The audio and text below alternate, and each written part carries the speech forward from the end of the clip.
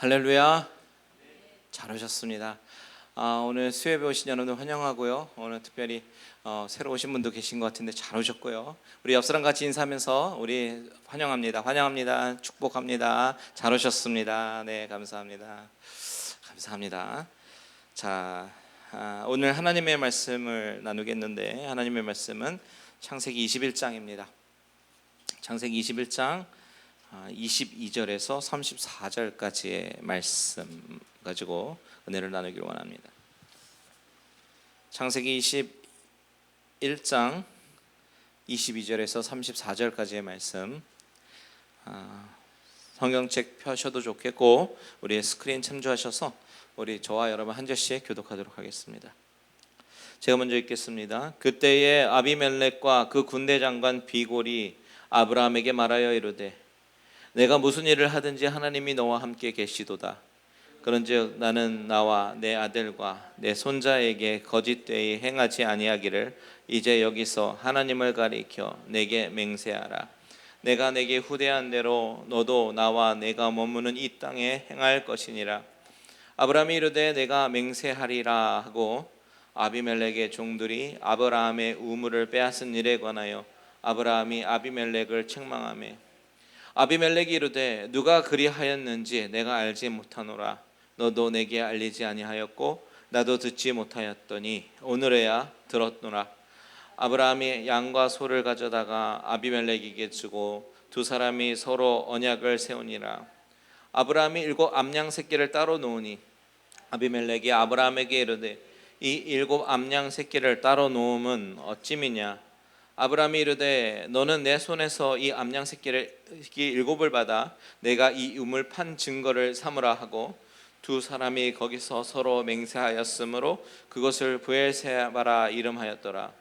그들이 브엘세바에서 언약을 세우매 아비멜렉과 그 군대 장관 비골은 떠나 블레셋 사람의 땅으로 돌아갔고 아브라함은 브엘세바에서 에셀나무를 심고 거기서 영원하신 여호와의 이름을 불렀으며 같이 있습니다. 그가 블레셋 사람의 땅에서 여러 날을 지냈더라.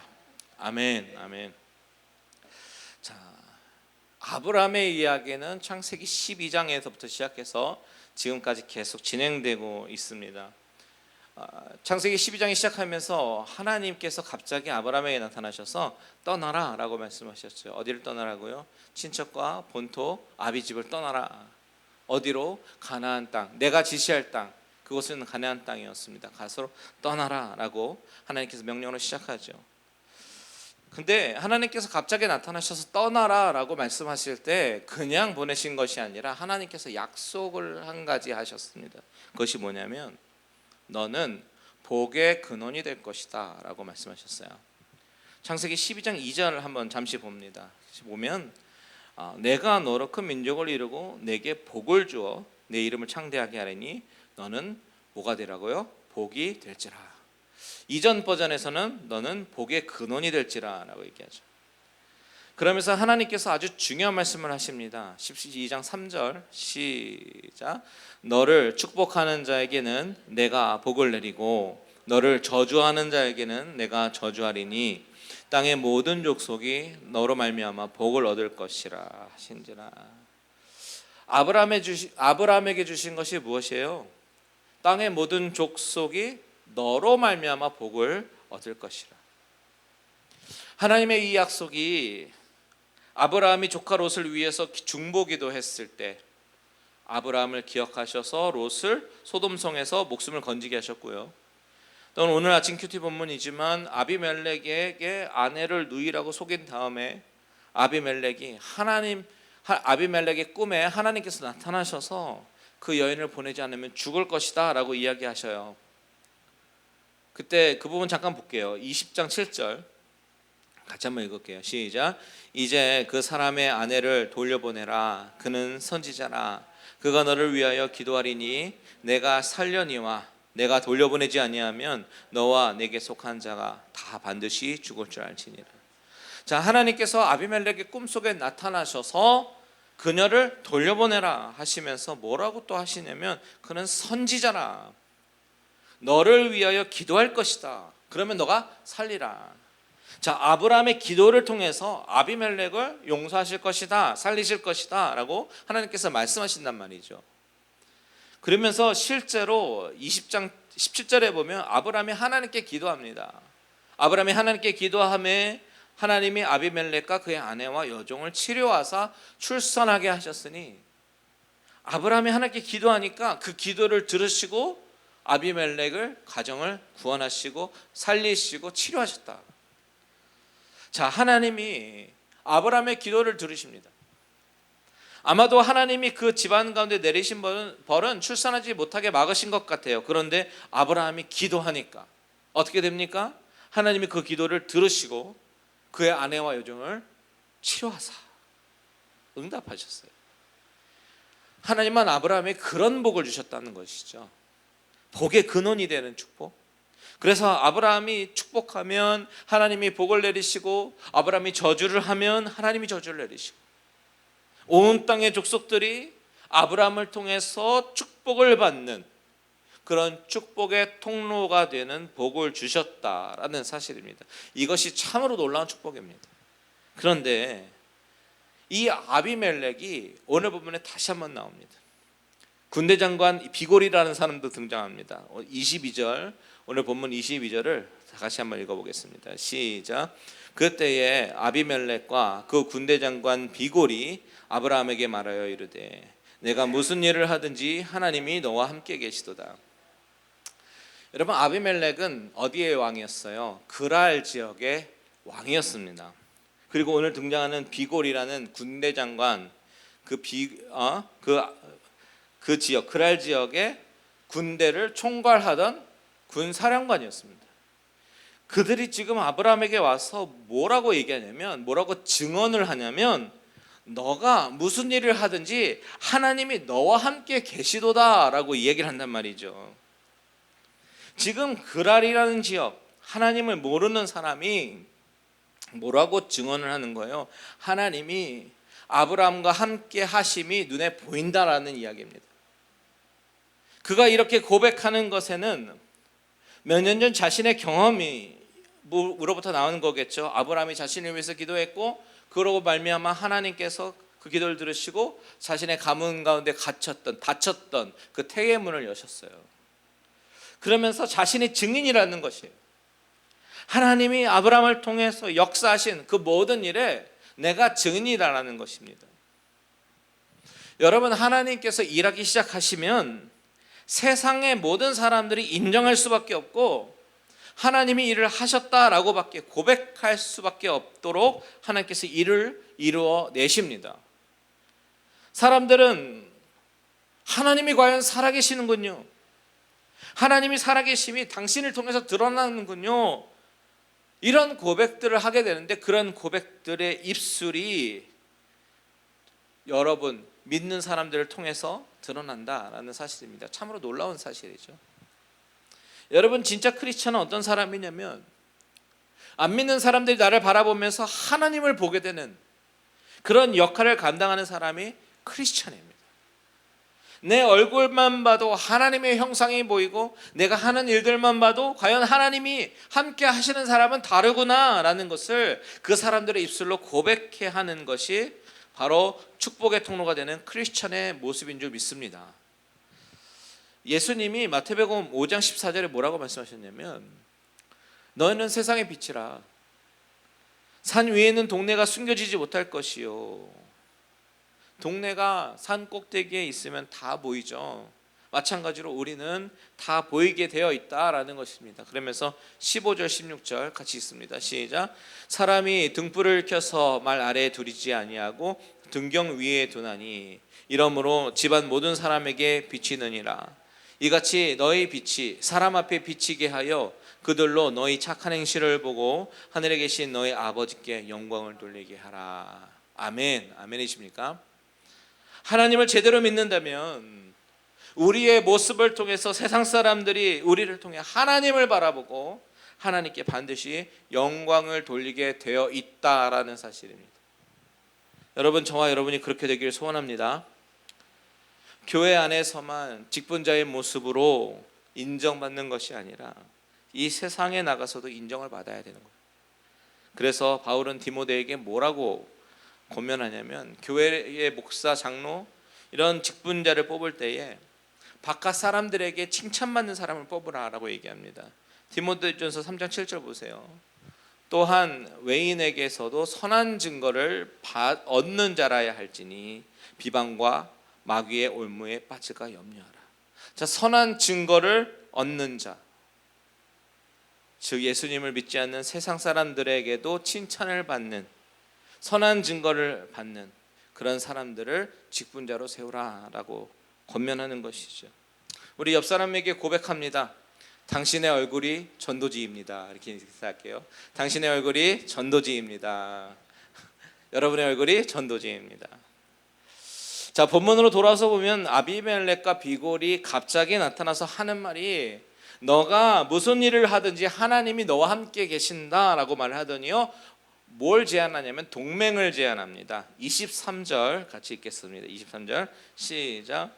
그런즉 너는 나와 내 아들과 내 손자에게 거짓되이 행하지 아니하기를 이제 여기서 하나님을 가리켜 내게 맹세하라.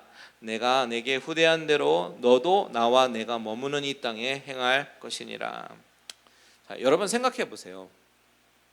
지금 아비멜렉은 누구냐면 이 땅의 왕입니다.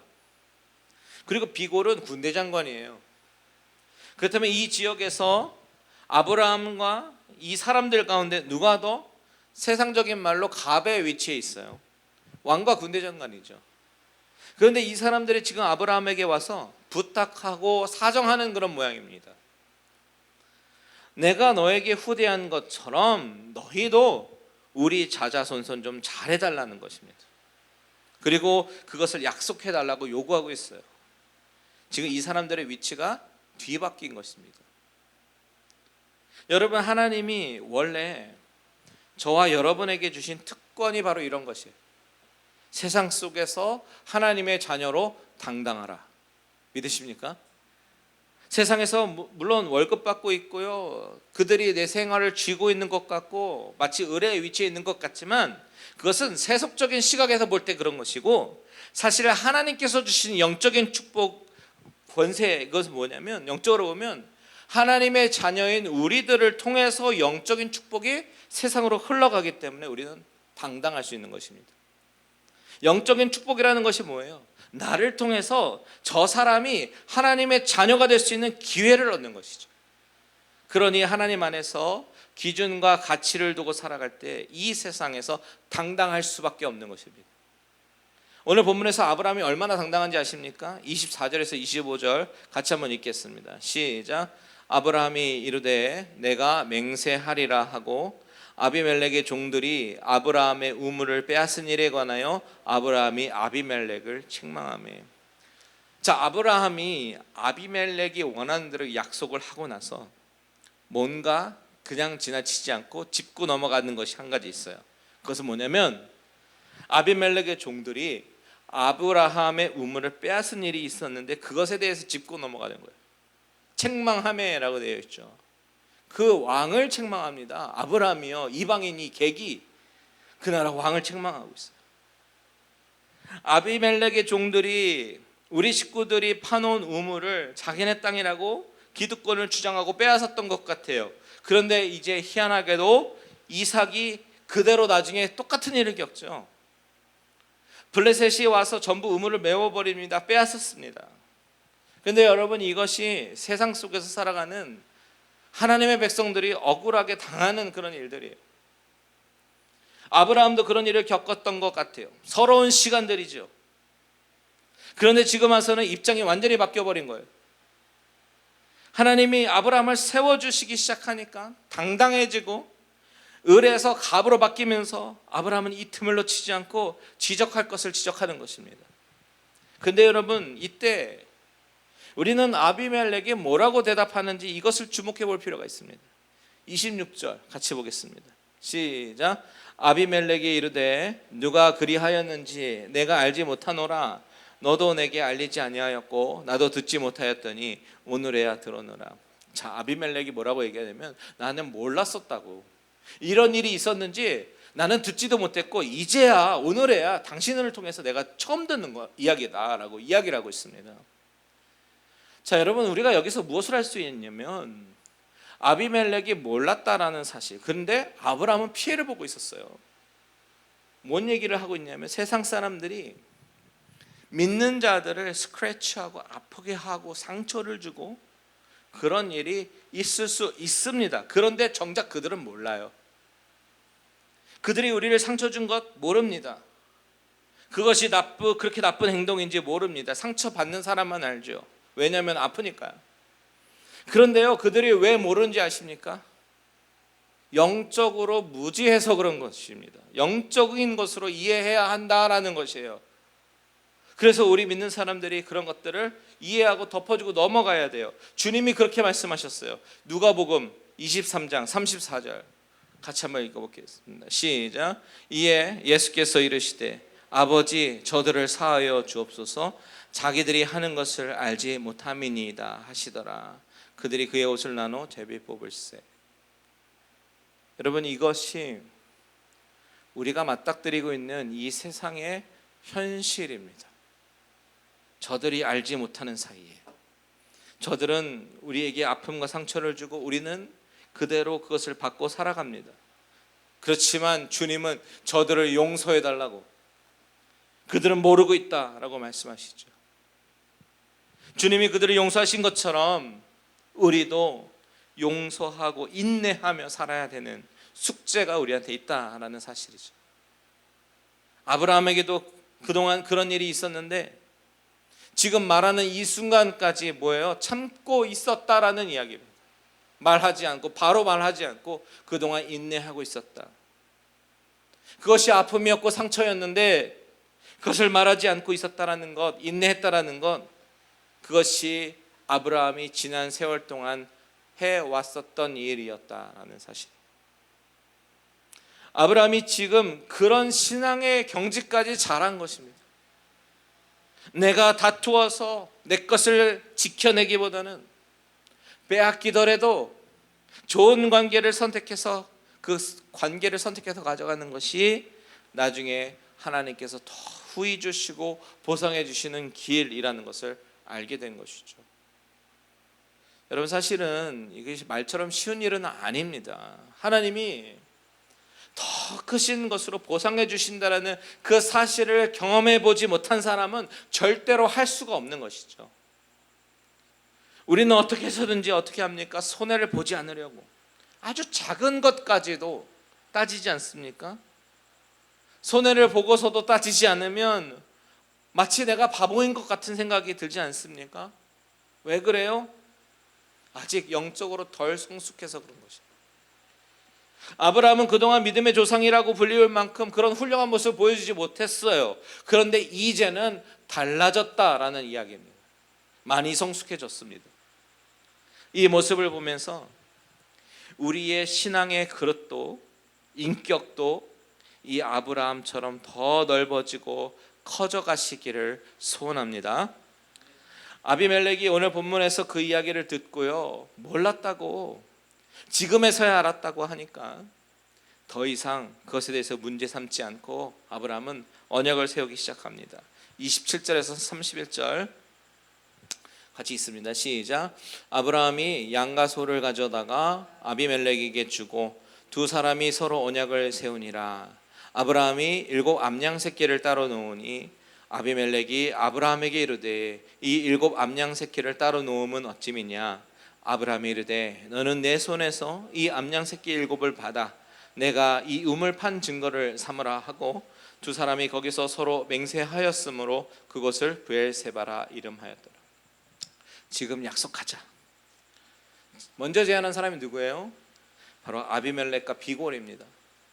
그런데요, 이상한 것은 이 언약을 체결하는데 필요한 의식은 누가 다 준비하고 있어요? 아브라함이 다 준비하고 있어요. 27절에 양과 소를 아브라함이 가져다가 아비멜렉에게 줍니다. 그리고 28절에 7 암양 새끼를 따로 놓고 그것을 선물로 줍니다. 그래서 아비멜렉이 묻는 거예요. 이 암양 새끼 7 왜 따로 주냐고. 그래서 아브라함이 하는 말이 이 암양 새끼 7은 내가 이 우물을 팠음을 증거하는 것이다 라고 말하는 거예요. 쉽게 말하자면 오늘날 피해자가 가해자를 상대로 소송을 제기해야 할 판국에 오히려 선물을 주는 그런 상황이라는 것이죠. 여러분, 이것을 어떻게 이해해야 할까요? 아마도 이 선물들은 내가 지금까지 억울하게 당한 것을 생각하면 이 암양 7 주는 건 아무것도 아니야. 그러니 이제는 이 우물을 내가 판 것이라고 증거를 삼자, 이렇게 해서 이렇게 주고 아브라함은 우물을 얻게 된 것입니다. 그래서 이 선물을 받은 아비멜렉은 더 이상 이제 문제를 제기하지 않고 그대로 따르겠다라고 하는 아브라함의 주장을 수용합니다. 그래서 31절에 보면 두 사람이 거기서 서로 맹세하였으므로 그것을 브엘세바라 하였다. 브엘세바 이름의 뜻 뭐예요? 맹세의 우물이란 뜻이죠. 밑에 관조에 보시면 나옵니다. 그런데 한번 이 심볼릭한 미닝을 한번 생각해 보자고요. 이 우물은 생명을 상징합니다. 생명. 물을 먹지 않으면 우리가 죽잖아요. 특히 이 팔레스틴 지방에서의 물은 너무나도 소중합니다. 광야 지역이고 사막 지역이니까. 그래서 우물이 있는 그 지역을 놓고도 막 분쟁이 생기죠. 자, 여기서 이 아브라함이 우물을 어떻게 얻었는가? 암양 7을 따로 놓아서, 즉 완전수 7 양, 즉 완전한 양을 통해서 얻어진 우물이다. 그런데 이 소유권을 누가 확보하는가? 하나님의 백성이 확보하고 있어요. 대가를 지불하고요. 여러분, 이것이 중요한 것이죠. 이것이 여러분 구속의 그림이 있지 않습니까? 구속의 그림. 이 완전수 7양, 즉 예수 그리스도의 모습이기도 합니다. 완전한 어린 양이신 예수 그리스도를 통해서 생명을 상징하는 그 우물을 얻게 된 것. 지금 예수님이 이 길이 없는 세상에서, 생명이 없는 세상에서 어떻게 생명을 주셨어요? 자신이 십자가에 매달리시면서 대가를 지불하셨잖아요. 그래서 우리에게 생명을 주시지 않았습니까? 우리의 우물이 되어 주신 것이죠. 요한복음 4장 보시면요, 수가서행 여인이 주님께서 뭐라고 말씀하셨어요? 4장 13절 14절 같이 한번 읽겠습니다. 시작. 예수께서 대답하여 이르시되 이 물을 마시는 자마다 다시 목마르려니와 내가 주는 물을 마시는 자는 영원히 목마르지 아니하리니. 그것까지요. 주님께서 주시는 물을 마시면 영원히 목마르지 않는다라고 말씀하셔요. 주님이 주시는 물, 생명을 상징합니다. 그런데 이 우물의 약속이 거기서 머무는 것이 아니에요. 오늘 본문 32절에서 34절 한번 보십시오. 같이 한번 보겠습니다. 시작. 그들이 브엘세바에서 언약을 세우매 아비멜렉과 그 군대 장관 비골은 떠나 블레셋 사람의 땅으로 돌아갔고 아브라함은 브엘세바에서 에셀나무를 심고 거기서 영원하신 여호와의 이름을 불렀으며 그가 블레셋 사람의 땅에서 여러 날을 지냈더라. 자, 아브라함이 무엇을 심습니까? 에셀나무를 심습니다. 그리고 거기에서 무엇을 합니까? 영원하신 여호와의 이름을 불렀다. 여기서 영원하신이라고 쓰인 단어, 이게 이전판인 개역 한글에서는요, 영생하시는 하나님의 이름이라고 번역됐어요. 이것을 개역 개정에서는 영원하신 하나님이 여호와의 이름이라고 불렀고요. 영어로는 everlasting God, forever, 그런 뜻입니다. 이게요, 히브리어는 올람이란 단어인데 엘 올람, 자, 엘 샤다이, 엘로힘, 엘 올람, 그런 거예요. 그래서 엘 올람, 영원하신 하나님, 영생하신 하나님. 그런데 이 엘 올람이라는 것은 구약 성경에서 이곳에서만 등장하죠. 아브라함이 하나님을 경험하기 시작했을 때, 그가 이제 할례를 받을 때는 엘 샤다이, 전능하신 하나님의 이름을 부르죠. 엘 샤다이. 그리고 보통 하나님을 부를 때는 엘로힘이라고 부릅니다. 그런데 여기서 하나님의 이름을 바꿔 부릅니다. 왜 그럴까요? 바로 이 브엘세바, 이것은 영생하시는 하나님이 영원한 생명을 주시는 우물이다라는 그런 뜻을 보여주는 것이죠. 자, 완전한 일곱 양, 어린 양을 통해서 얻어진 영생의 우물, 바로 예수 그리스도의 구속의 의미를 보여준다라는 사실이에요. 자, 물이 없으면 살 수 없는 이 사막 지역 가운데, 광야 가운데 우물을 주셨습니다. 마찬가지로 하나님의 은혜가 없이는, 하나님의 채우심이 없이는 살 수 없는 이 광야와 같은 이 세상에서 우리 하나님은 우리의 엘 올람이 되셔서 영원한 생명의 물을 주셨어요. 그래서 우리가 이 광야와 같은 세상에서 예수를 의지하며 살 수 있는 것입니다. 이것이 저와 여러분에게 주신 하나님의 은혜인 줄 믿습니다. 그런데 오늘 본문을 보면 또 한 가지가 나오죠. 에셀나무를 아브라함이 심었다라는 것도 큰 의미가 있어요. 왜냐하면 아브라함은 그동안 땅이 없었잖아요. 유목민이었잖아요. 정착할 땅이 없었어요. 그런데 하나님께서 땅을 준다라고 약속하셨는데, 아들을 주시겠다라고 그 두 가지를 약속하셨는데, 자, 이삭은 주셨고 이제 땅을 주시겠다라고 하는 그 약속이 이루어지는 순간인 것이죠. 자, 에셀나무를 심었다라고 하는 것은 이제 비로소 아브라함이 그 땅에 정착하게 되면서 그곳에 머물게 되었다라는 뜻이 담겨 있기 때문입니다. 자, 에셀나무 사진을 좀 보여주시겠어요? 이 에셀나무는요, 보시면 알겠지만 사막 기후에서도 살아남을 수 있는 몇 안 되는 나무 중에 하나입니다. 뿌리가 기본이 20m, 30m고 정말 긴 건 100m까지도, 100m 엄청나게 길죠. 그런 것까지도 그만큼도 뿌리가 뻗어나가는 그런 나무래요. 그러니까 수분을 정말 많이 확보할 수 있고, 땅 표면이 아무리 건조하고 말랐다 하더라도 수분을 넉넉하게 공급받을 수 있는 그런 나무였던 것이죠. 이렇게 뿌리가 깊고 사막에서 나뭇잎이 무성하게 달리니까 그 지방 사람들에게는 사랑을 많이 받는 나무입니다. 그늘을 제공해주고 쉼을 제공해주니까. 그래서 유대인들은 나그네를 환대하는 의미에서 마을에다가 이 나무 에셀나무를 심었었대요. 그런데 오늘 본문에 보니까 아브라함이 에셀나무를 심고 어떻게 했습니까? 거기서 영원하신 여호와의 이름을 불렀다.